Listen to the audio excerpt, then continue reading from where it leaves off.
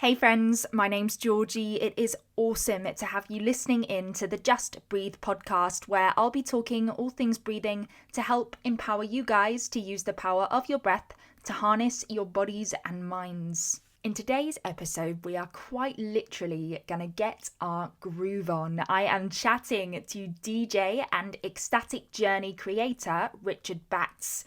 Richard is the creator of Ecstatic Life, which creates expansive experiences through conscious events, ecstatic dance, music and song, movement, meditation, yoga, self-development, connection, mindfulness, and awareness. Richard was so generous in sharing his journey into ecstatic dance with me, as well as some of the info on his amazing in-person and online events, of which I have been to and I would highly recommend. It was such an insane experience and something that I would recommend to anyone, whether or not you consider yourself a mover.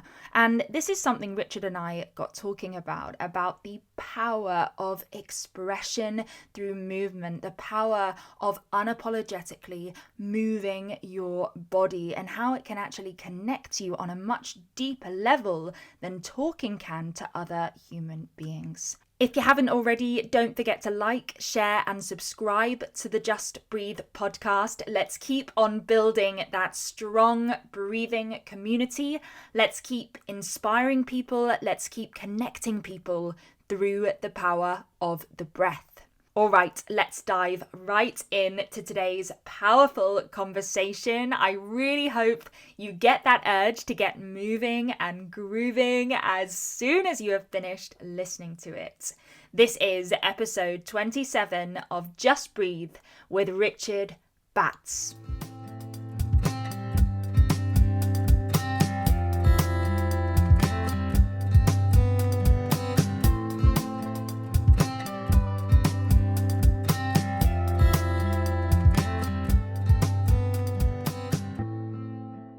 Hey Richard, how you doing? Hey Georgie, yeah, I'm very well, thank you. Awesome. Thanks for jumping on the podcast. It's a joy to have you on. I'm excited to hear all about your journey into ecstatic dance. It's awesome. I'm excited to be here. Thanks for having me. No, that's cool. I mean, I came along to one of your ecstatic dance events, and I must say it was awesome. I came to a cacao sunset ceremony and it was absolutely brilliant. Like just nothing like I've ever experienced before. Actually, the power of not speaking to anyone, not having to show up in any perceived sort of way, and just being me, but with no kind of any narrative attached to it. It was so powerful. And I mean, the music, where you were DJing that time, and it was insane. I was vibing with it a lot. So was that in December? That was the December one. Yeah. It wasn't too chilly actually. I guess because we were moving around, and it was awesome. They were great, those December sessions we did. I think there was only 3. Yeah, I think everyone needed them massively as well, considering, we were sort of between lockdowns. How good was it with the cacao though? Like we had Maya. She's yeah, amazing, and the sunset, and yeah, I felt like I came into my own in those few last sessions with the music and the cacao and the sunset, and it was like quite a few dreams realized. Yeah. And then we got stopped and it was like, I know. Yeah. Another time to regroup, Yeah, another time to recalibrate and just reflect on how amazing those experiences were. And you're still doing online stuff, right? Yeah, a little bit. I did an online fundraiser festival, the Great Connection Festival, a few years ago. And actually, Sunday, so I can plug that. Yeah, Sunday, plug away. Ecstatic Dance UK, so I managed that business and that dance. And Sunday morning, so I'll be doing that on the 28th. Nice. And if you want tickets, Ecstatic Dance UK or Ecstatic Life is my own Instagram. Yeah. Links are there, but donation only, so affordable to all. Sweet. Come along and see me spin the wheels of steel. Yeah. Plug it straight away. I love it. But let's rewind and get into Right. your journey to how this all came about in the first place. Like where did you discover this kind of movement medicine? 'Cause I'm from a dance background myself, so of course I was massively intrigued by it straight away. But it's not a dance class, is it? It's a total freedom and curiousness and a sort of investigation of your own body. So where did you come across this, or did you create it, or what's the story there? It's a big story, but I love Well, the word go that for popped it. in my head then was curiosity. Um, and that's a huge part of the practice. That's also how I'd say I found it. I guess I've always been a curious cat, and I've always wanted to try everything.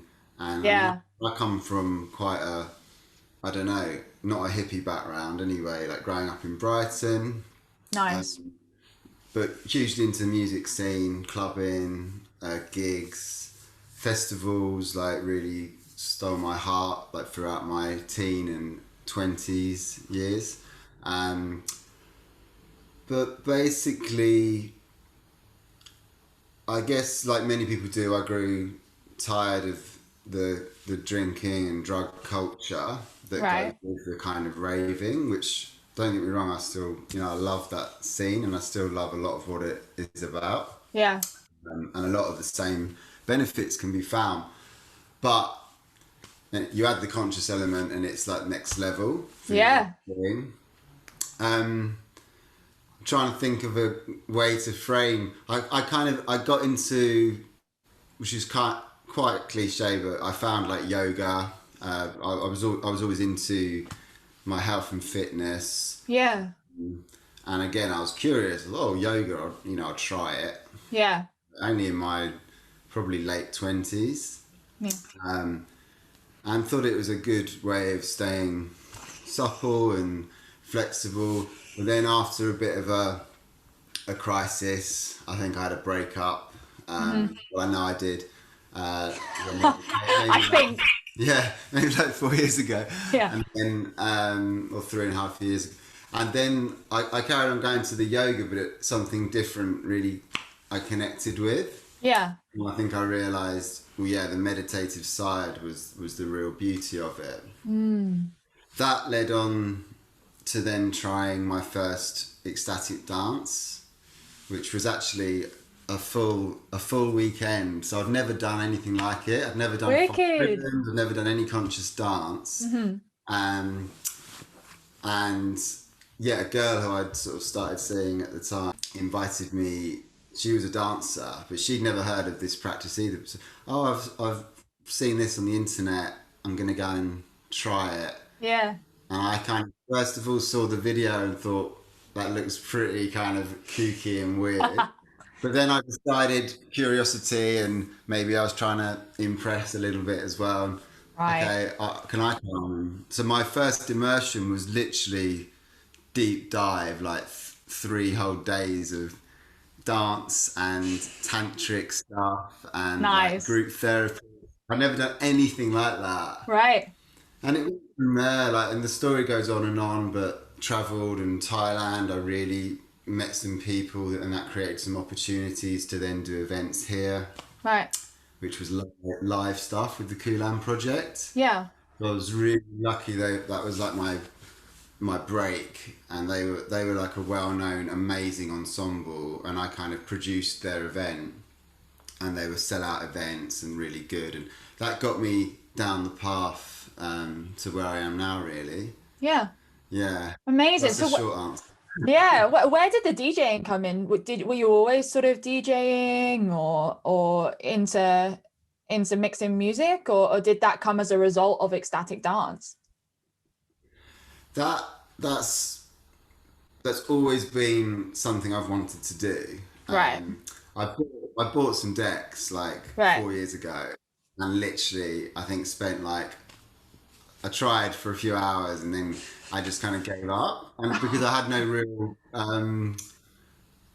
the motivation wasn't there.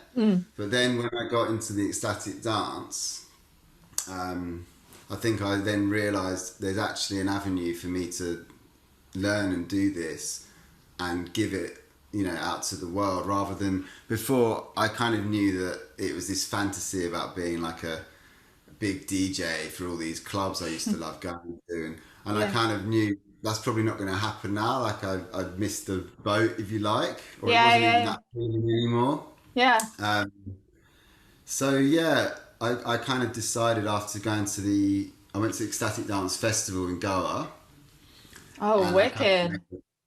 yeah, it's amazing. Last January, Oh, cool. really, really great, and met some amazing people there that I'm still good friends with now, part of the community, and decided when I came back I would just really, focus my attention on the DJing, and then Renee, who founded Ecstatic Dance UK, kind of gave me not her word, but sort of said, because I was already helping her with the events, but she was like, look, when you're ready to DJ, you can DJ for us. But so that motivated me to get proficient at it. Yeah. But the love of music, yeah, it comes from the love of music. I've always been, I guess that's been people always use the word medicine, but that's always been my thing. Yeah. I've loved music from as long as I can remember.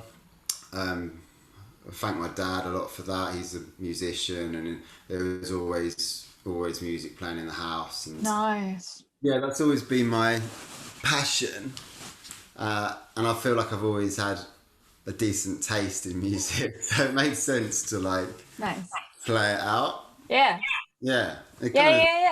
From there, Yeah, for sure. I love that. And actually, I love what you said early on, kind of about that the kind of rave culture and the clubbing sort of community and vibe. It involves, of course, there's a lot of alcohol there. There's a lot of drugs, something that's really, really numbing. But when you take that away and just keep the sort of conscious element of the music and the movement and the connection and the community, that actually you can find something that's never made you feel more alive. And that kind of paradox between something that maybe if you were to show a video of ecstatic dance and a video of a club, they wouldn't look too different. Actually, you wouldn't really know who was, who was on the drugs and who was off them. But that actually, you can guarantee most likely that the people that feel a lot more alive are the people that are actually looking within themselves to find that kind of psychedelic high, rather than relying on a substance that actually in essence can be kind of numbing and can sort of wash your problems away, rather than befriending them and grasping them and actually, dancing with them in a way, in that all the suffering that's there and all the joy, I can use that and I can move with that, and I can use my music to express that and share it with others. And there's something really powerful in that. Totally. I think something you said there too, one of the main reasons arguably we dance consciously is to get out of our heads into our bodies. You could also argue, rave culture, taking drugs, drinking, one of the main reasons is to get out of your head. Yeah. But like you said, the difference is you're getting out of your head and actually probably preventing, I know Eckhart Tolle says that's probably preventing a lot of mental illness as well as probably creating it, because people have got the escapism, but they're not then accessing the emotion in the body. Like you say, it's just numbed.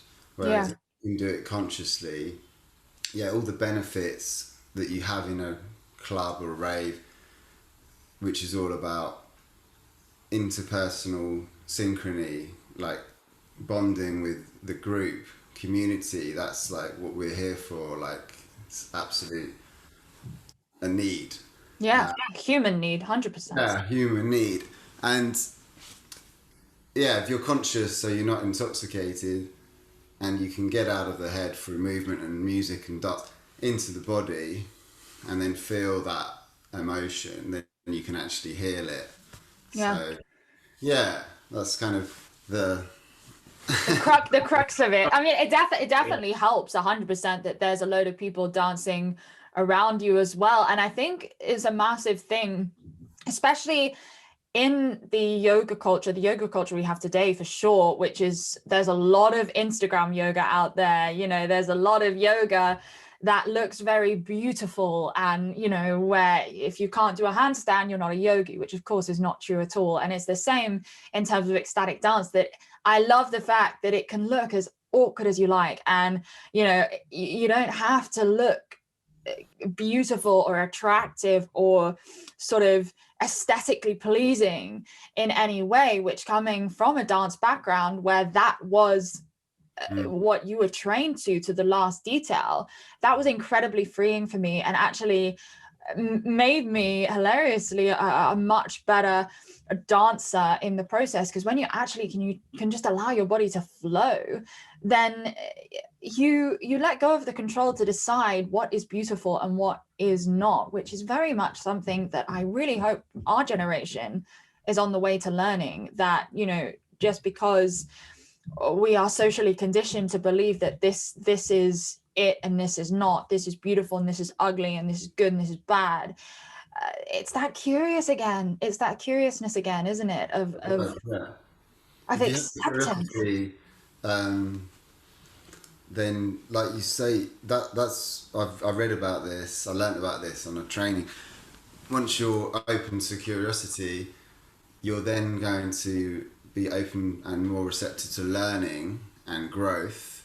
So you will become, even if you're trying to or not, more of a, you'll be able to dance, you'll be moving freer. So like you say, it's not about looking beautiful, but ironically, the freer you are, the more beautiful you will look or feel. Yeah. I mean, like I say, it's not about aesthetics, but it is beauty. Even, yeah, if you're twisted and whatever isn't conventionally beautiful, like when someone's dancing their truth, there's Yeah. nothing more beautiful. Like, don't get me wrong, there's beauty in ballet and Oh my God, of course. arts, but it's so rigid. And like you say, for example, for a ballet dancer to be able to break free at ecstatic dance, or anyone who's danced any dance, or even just in a club, like you say, where you're on show to look good or to attract a mate. Yeah, all that's taken away and it just comes back to yourself, which then actually bonds you to the whole group. Yeah. It's a So place. powerful.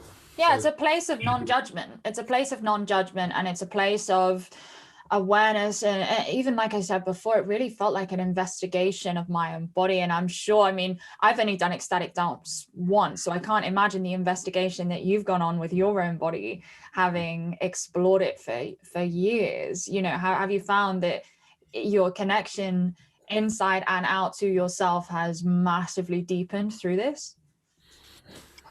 yeah, I think it's a constant journey. Like I don't sit Right. there and claim that I've I found it. but, and it's yeah, it's exactly it's a good to be reminded actually, because now I work in facilitating, organizing and DJing. It's very important to maintain your own practice. So Yeah. to still attend dances where I'm not doing any of those roles, and even just at home, like continue that inquiry, because it's very easy. You know, I did 35 years of not being embodied and Yeah. just in my ego in my head. Yeah. You know, like everyone, no better or worse than the next person. But yeah, I've got a few years of hopefully more of the practices. But yeah, you can't just stop. But for sure, I've reached some amazing states and some great realizations and clarity. Just the bonds I've made with people, but the way it freed my body.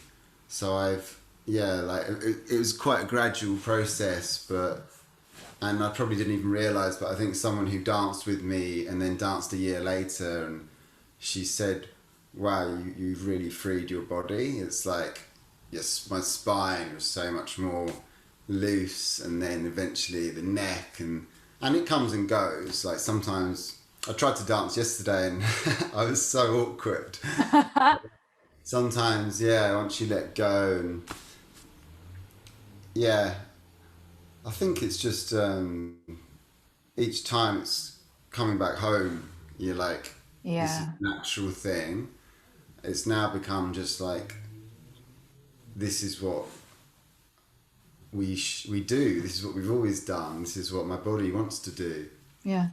And a Yeah. very easy way to meditate, like rather than just sitting, it's can get out of the chaotic mind like a lot quicker. Yeah, I mean, this is what I was going to say. That's why I'm so passionate about breathwork, is that every time I sit down to breathe, not only is it self-inquiry, but it feels like I'm coming home Mm. back to myself. I'm not seeking anything. And this is what I try and remind people of when I'm teaching breathwork, is that we're not looking for anything, and we're not looking to get anything from this. We're actually looking to strip away the crap and the clutter and the chatter that is blocking that basic nature, which, like we just said, when you see someone dancing their truth, when you see someone in free flow, because what is beauty? It's that it's seeing what you desire in someone else, right? And what does every human desire? Freedom, connection, love, support. And if someone is embodying all of those qualities, then of course you're going to see beauty. It doesn't matter how awkward that arm or that leg is. If they're in their flow and dancing their truth, then that is beauty. And the greatest thing with breathwork and with ecstatic dance, which I think honestly are in essence two of the same, because it is a moving meditation versus a still meditation. I mean, it's important for people to understand that meditation simply means a presence, taking time to be at one with yourself, whether you're moving, whether you're walking, whether you're sitting. You don't have to sit in a lotus position and go om. You can meditate in a million different ways. And I think there's so much power in ecstatic dance because of the perceived word of dance, and actually the fact that anyone is capable of achieving this flow state, this of dancing their truth. And it's interesting, especially in terms of guys and girls, because guys, if you think of dance, I don't know if you've seen the movie Hitch, but that's a great example, expected to dance a certain way, Yeah. very, very rigid, keep it cool, don't move too Body, much. Yeah, body. yeah, lots of really simple stuff. And so as a guy, how did you find that journey of just kind of actually going, screw it, I'm just gonna let rip and let go? Yeah, I think like you say, it's trying to let go of what I'm supposed to be looking like, or what I want everyone else.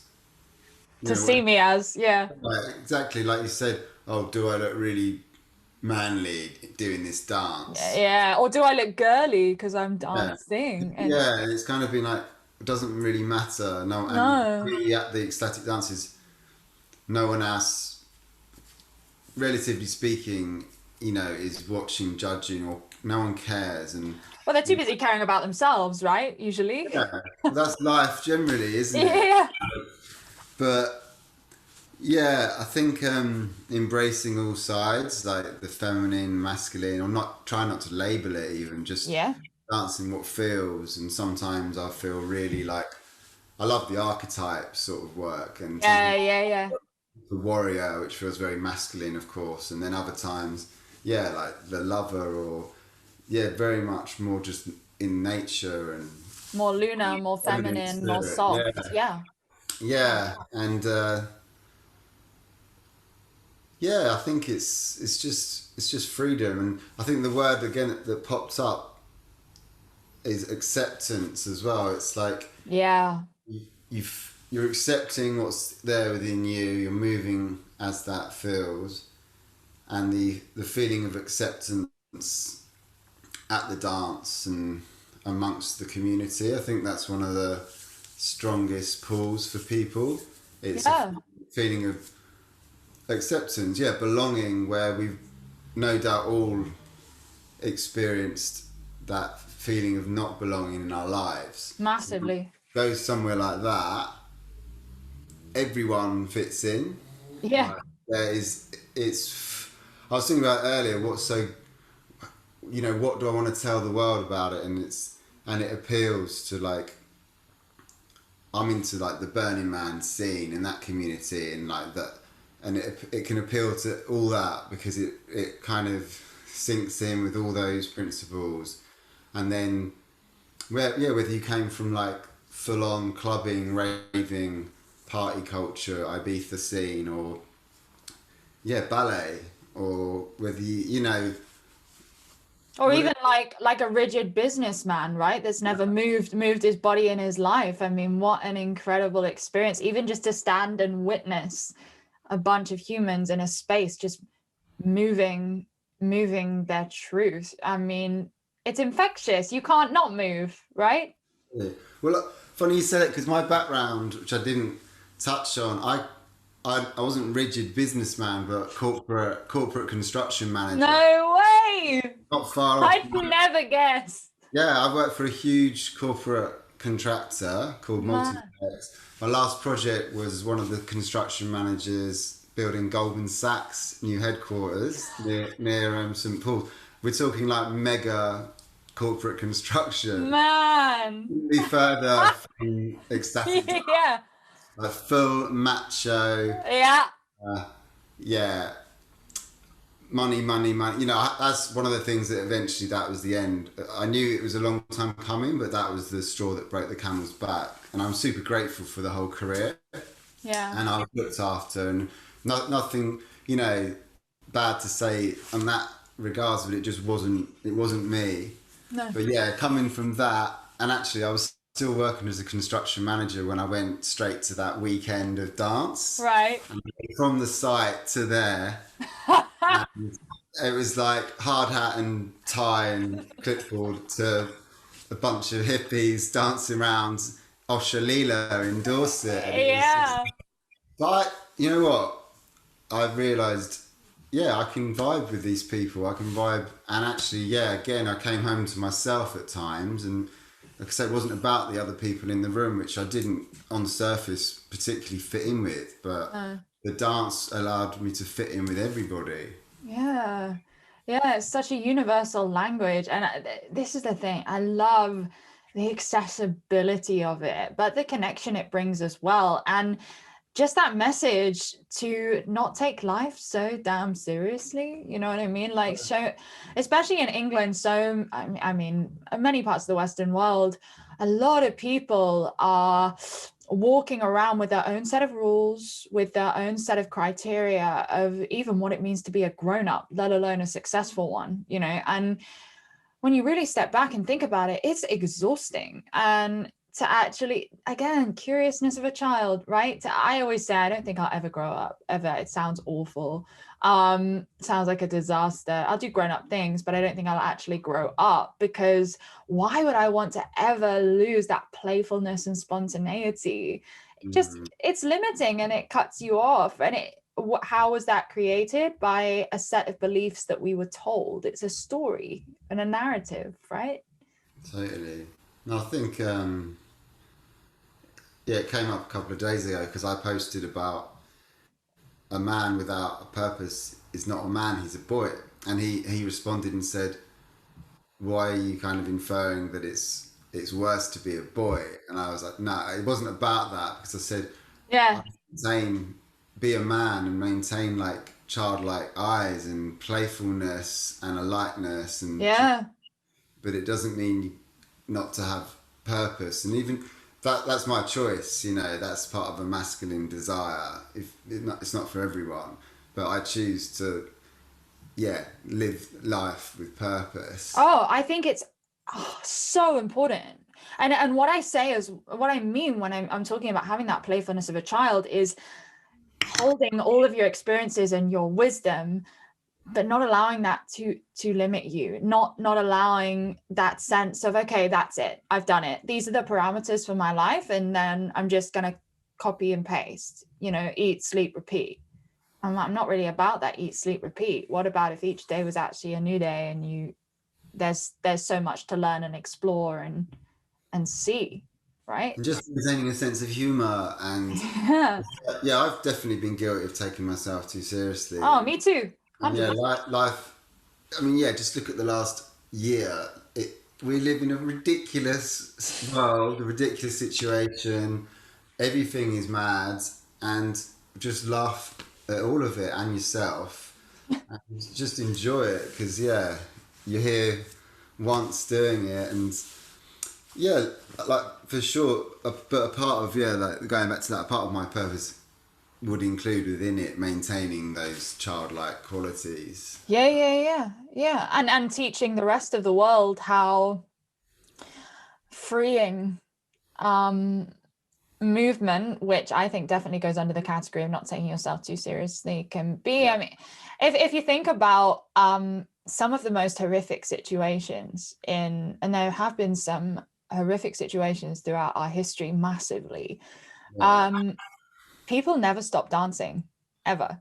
There are people, you see these incredible videos of people, in such underdeveloped countries. They have Mm. not even a fraction of the stuff that we have, but oh my God, they live their life and they dance and they move and they embrace everything. And I'd say a lot of them are a damn sight happier than a portion of our world that has so much. And there's got to be a lesson there, So, surely. well, I'd say, yeah, massive lesson.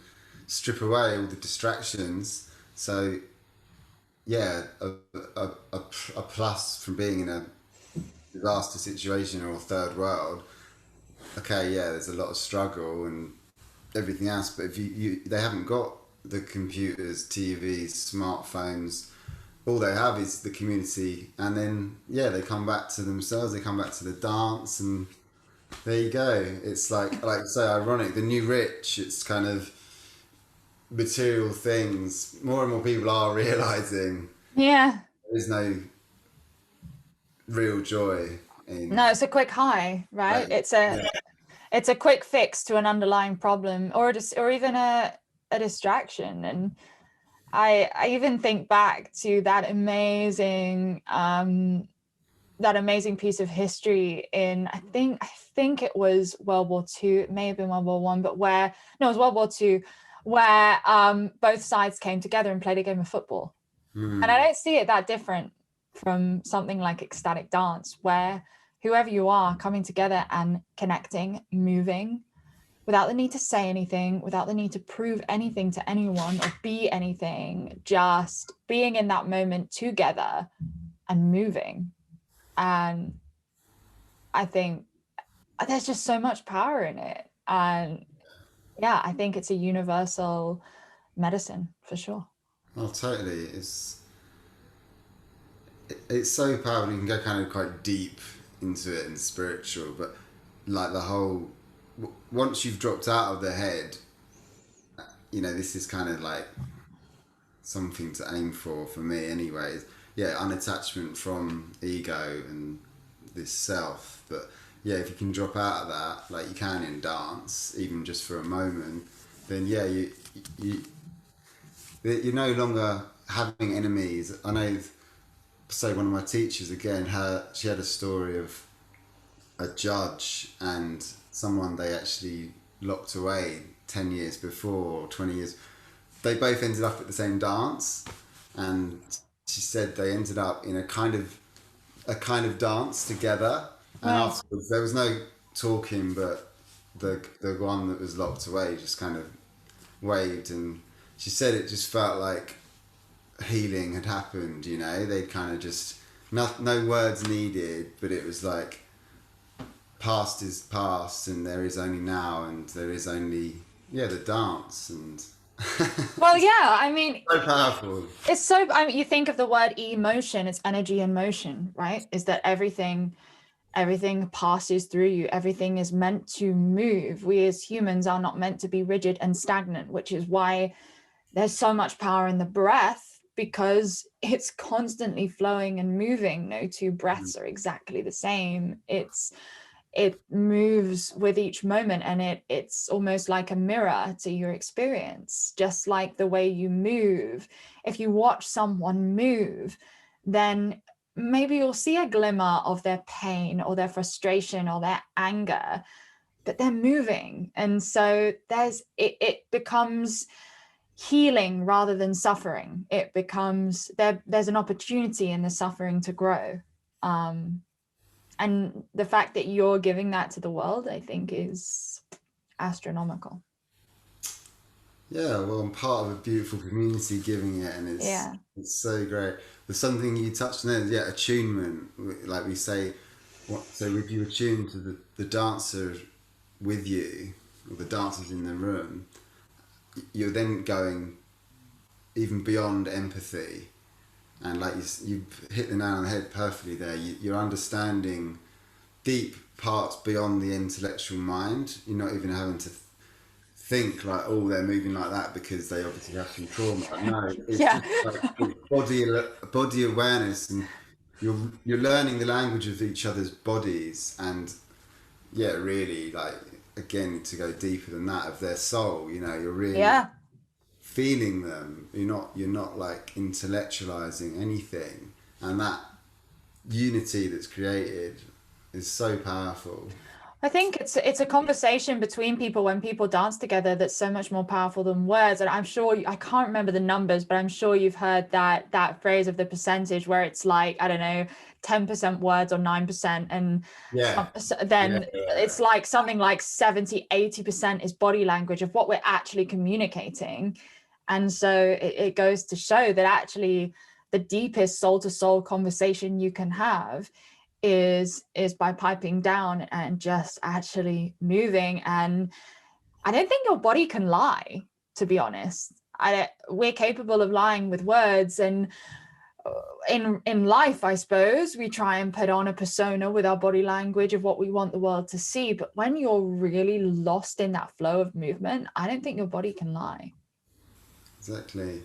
And I think you're going inward, so actually you're listening to your own body and your own inner self, and that's where you're gaining such a better understanding, because you're listening with that to the other dancing. Yeah. I mean, yeah, this is like, Yeah. after a while to practice it anyway, but Yeah. it can happen, and it is kind of the beauty of it. And it's not like you have to try, it kind of just happens. Yeah. Yeah. That's the beauty. But Yeah, 100%, 100%. So at the moment, ecstatic dance is just with adults, right? Is it something you reckon you'd be able to explore with like teenagers and kids one day? no, we totally welcome kids and Oh, teenagers. they're allowed to go? Yeah, yeah, That's yeah. wicked. We've always welcomed children. Oh, that's brilliant. Because I think it could be so healing and therapeutic for kids and teens as well. No, totally. We've had, especially, I think more so when we were indoors. Yeah. But yeah, I've got some great photos actually. Recently, because we actually had a photographer with permission, and we got a family came and joined in the park, and it was really cute. But yeah, they love it, and it's free as well. I think, what are we doing? Under 13s dance for free. Oh, that's wicked. And yeah, especially at the moment with the silent disco headphones as well, it's quite good because you can turn it so it's not too loud for young children. Yeah. But yeah, when you see like a family there, or teenagers, kids, it's wonderful. It's wonderful to see that. Yeah. Start them young. Yeah, start them young for sure. So where do you think ecstatic dance in the UK anyway is going to go sort of from here? Like when you're allowed to start going again, are there some big plans? We're going to start as soon as we can again out in the park, back at Mabney Green. Yeah. I'm looking as well at another location or two. I want to take it maybe Clapham. Maybe, yeah, there's a couple of parks. There's one in Haggerston, Nice. Mile End. Yeah, because at the moment I was doing the 2 days a week at Mabley Green. Right. Great, but I feel like it would be quite good maybe to spread it a bit to reach more dancers. and maybe something that's closer to where I live as well. But yeah, really just growing it, reaching as many dancers as possible, running events over a number of days as well. So doing more things like retreats, festivals, Nice. and traveling with it. That's kind of a big passion of mine. And just, I guess, thinking like future, it, we want to find another decent indoor, really decent sized and well fitting. Like there's a lot of boxes to tick for ecstatic dance for a good indoor venue. Yeah. And we've potentially lost the venue we used to always dance at, the old baths. Right. I'm not sure, but I think that's under new management and changing the space. And yeah, I mean for the summer, and I mean even right up until, well, we were dancing until December, but ideally we have an indoor space as well. Because personally, I think now I even prefer dancing outdoors. I absolutely love it, especially the nighttime stuff. I loved it under the moon and the sun. So good. Yeah. I think part of that too was the rave, the old rave scene, and just festivals, and it had that, or even Burning Man. Again, it just had that feeling of like being out in the elements, Just being connected to the earth as well. Like I know a lot of people danced in bare feet, and that was really, it's so grounding. so good to have bare feet. Yeah. When you do it indoors as well, and you say, connecting to the earth, but we're actually connected to the earth in the park. And I need to watch, there's a new documentary I think called Earthing, and it's all about being grounded and the science behind it. It's not some airy fairy spiritual concept. It's scientific, and it really is so good for you. But yeah, the future is bright. It's like I want to just spread the word. I want it to be super accessible. Like I'm sort of trying to convey.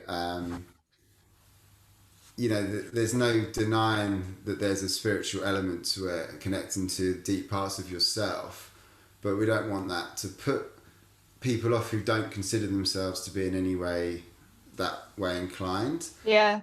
Like there's so much to it, even before that becomes a part of it, in terms of it's so fun, like you'll meet great people, it's so good for the body. And just to clear the mind, just to get you out of this doing chaotic turmoil.